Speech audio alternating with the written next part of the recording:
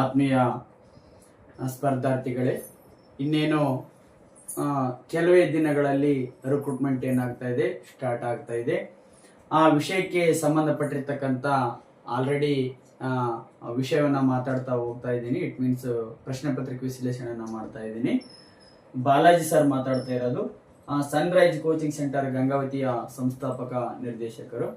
ಇನ್ನೇನು ಕೆಲವೇ ದಿನಗಳಲ್ಲಿ ಏನಾಗ್ತದ, ಸ್ಪರ್ಧಾತ್ಮಕ ಪರೀಕ್ಷೆಗಳಿಗೆ ಕಾಲ್ಫಾರ್ಮ್ ಅನ್ನ ಮಾಡ್ತಾ ಹೋಗ್ತಾ ಇದ್ದಾರ.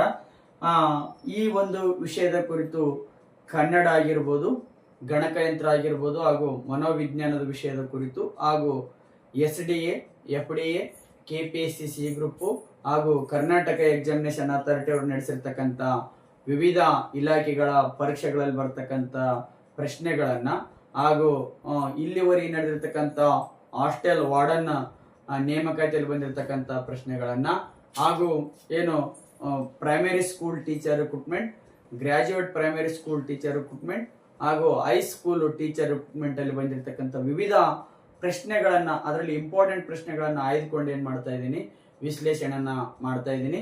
ಇದು ನಿಮ್ಮೆಲ್ಲರಿಗೂ ಉಪಯೋಗ ಆಗ್ತಕ್ಕಂಥ ಒಂದು ತರಗತಿ ಆಗಿರ್ತದ.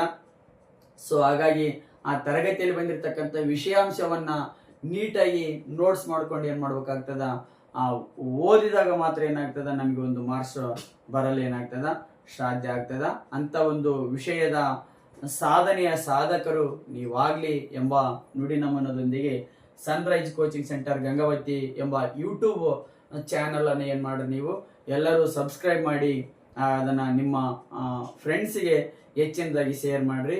ನೀವು ಕೊಡ್ತಕ್ಕಂಥ ಒಂದು ಕಮೆಂಟ್ಸ್ ಅಥವಾ ಒಂದು ಲೈಕ್ ಇನ್ನೂ ಹೆಚ್ಚಿನ ತರಗತಿಗಳನ್ನ ಮಾಡಲು ಏನಾಗ್ತದ, ಅನುಕೂಲ ಆಗ್ತದ ಎಂಬ ಮಾತಿನಂತೆ ಏನ್ ಮಾಡ್ತಾ ಇದ್ದೀನಿ, ಈ ನನ್ನ ಅನಿಸಿಕೆಗಳನ್ನ ಏನ್ ಮಾಡ್ತಾ ಇದ್ದೀನಿ, ಮುಕ್ತಾಯಗೊಳಿಸ್ತೇನೆ.